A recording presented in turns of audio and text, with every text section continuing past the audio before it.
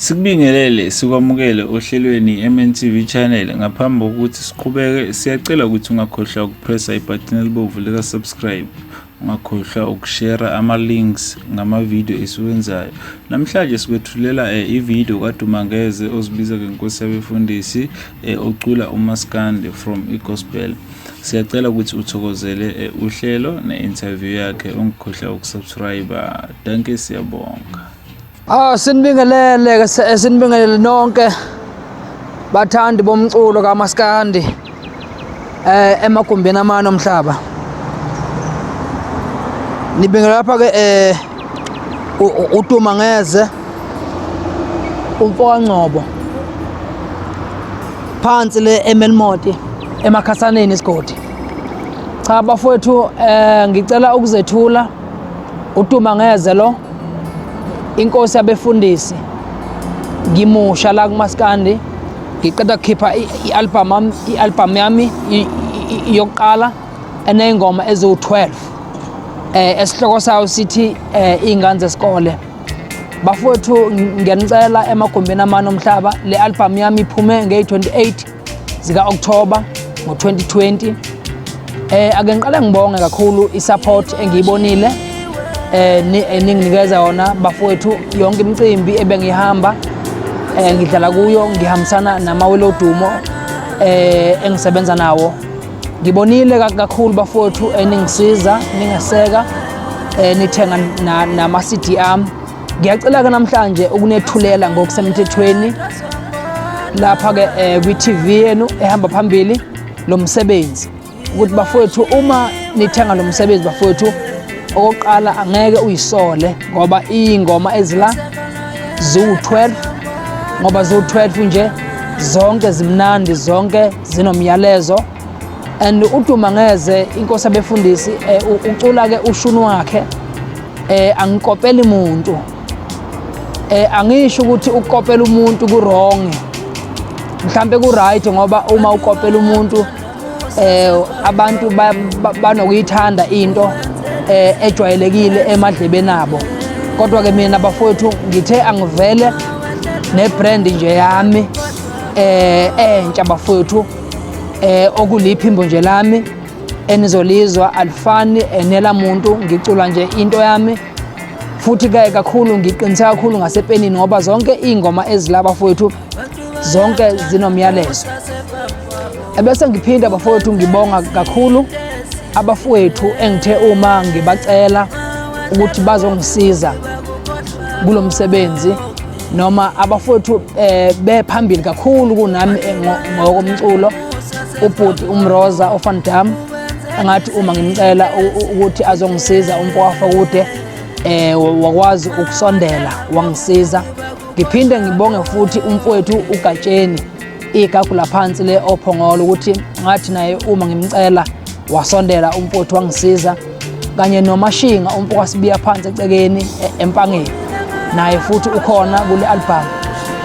Ebese ngibonga futhi uShobale Vangeli umfana waphansi le eSwazini, inkosi eyihosha, nayo engathi uma ngiyicela ukuthi izongisiza iyakwazi ukuthi isondele bafowethu, izongisiza.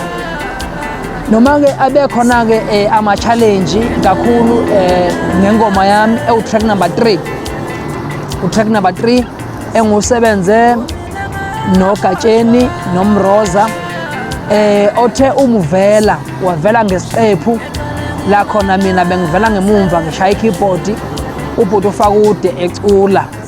Okuthe uma ngidlala kweminye yemicimbi, abalandeli noma abathandi bakabhuti uFakude bebethi ngithathe ingoma kaFakude. Lokho-ke okuthe ukuba inselelo kimi ebenzima impela kakhulu, ngoba bengithi uma ngidlala abantu bethi yingoma kabhuti uFakude. Kodwa-ke nakhona ngeke futhi ngize ngikhale. Ngiyambonga kakhulu uNkulunkulu ukuthi ungiphe umqondo wokwazi ukuthi njengoba ngisebenze nabafowethu abaziwayo futhi abasezingeni eliphezulu, akungiphathi kabi ukuthi abantu bathi umsebenzi wami ngumsebenzi wabafowethu. Kodwa kunokuba kungiphathe kabi, kungiphatha kahle ngoba ngizibona ngikhula okukhomba ukuthi into engiyibhalile mina iyezwakala emadlebeni abantu, iyashesha futhi ukwamukeleka. Ngibonga nje kakhulu. Ngiphinde ngibonge futhi kakhulu bafowethu istudio engisebenze ngaphansi kwaso, iGMZ, indoda ende laphana uGasela uMfokanyandeni, engithe ngifika kuyena ngiqala nje ukucula umaskandi, wakwazi ukuthi angisize, angi-advise, kwagcina kuphume umsebenzi omnandi ngalendlela. Nabo-ke abafowethu abangishayela iy'nsimbi, obhuti uMashantsi, uShanseleni umfwamji yakho phansi eBhekwville, kuzoba umfana kaZwane, ufisho omncane oshaya ibhaskithi. Ngiphinde futhi ngidonse uGwaza Mashinga, inkabi yami nayo okuyiyona engisiza kakhulu esiginqini ukuthi bakwazile ukuthi babe nami bangibekezelela umsebenzi ngiqala ukwenza, kodwa ekugcineni kwagcina kuphume into emnandi ethandwa ngabantu bonke. Ngiyacela-ke ma-South Africa amahle, ngiyazi ukuthi abanye benu bafowethu bangazi lapha kwi-gospel, bangazi ngoSicelo Ngcobo owaduma kakhulu ngengoma ethi iyavuka kimi indumiso, okuyiyona ngoma futhi engadla ngayo imihlanganiso eminingi la kwi-gospel.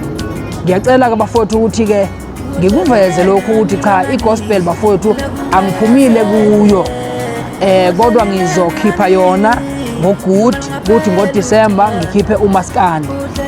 Bese ngiphinde ngicela nganza kwethu ukunethulela amawele kaDumangeze, nawo azokhipha ngawo uGood i-album yawo yokuqala. Ngiphinde futhi ngiproduce umfana omncane iGqoza, ngiphinde futhi ngiproduce omunye ubaba okuthiwa umfundisi uMahlobo, indoda endala nayo futhi ezoproducewa yimina. Bafowethu ngiyacela ukuthi yonke le misebenzi bafowethu engiyibalayo, ngiyacela ukuthi eniyisupporte, ngoba kimi bafowethu noma ngingephumelele mina ngomculo, kodwa ngiyafisa ukubona abantu abathile bephumelele ngesandla sami.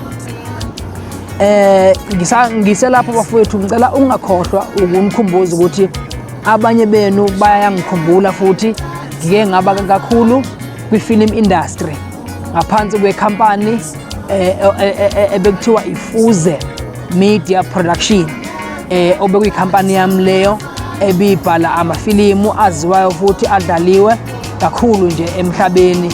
Baningi abafowethu abaphumelele abaphume ezandleni zami, abanye badlala kuZalo, abanye bakoMzansi Magic. Nakho lokho mina kuyangijabulisa, noma mina ngingaveli kakhulu emphakathini, kodwa ukuvela kwabo ngiyambonga nje kakhulu uNkulunkulu. So bafowethu ngiyacela ukuthi yonke imisebenzi engizonethulela yona la kwi-channel yenu ehamba phambili ningaseke bafowethu, ngoba ngifisa ukuthi emphakathini kube khona into nami engiyenzayo ngiyenzela abantu ukuthi noma sengifile kodwa umlando kaSicelo Ngcobo usale ukuthi bengumuntu osiza abantu. Bafowethu ngiyabonga kakhulu. Ngiphinde ngicela ukuthi wena olapha ekhaya ungakhohlwa ukuthinta ibhathini nanti lapha ngenhla elibhala ukuthi subscribe, ukusupporta le channel ye-TV oyibukayo. Siyabonga, uNkulunkulu akubusise, ube noDisemba omuhle, ujabule, uphephe, ungakhohlwa ukufaka isamfonyo. Is the number 1. Siyakuthanda emakhaya. Wow, shongani, woman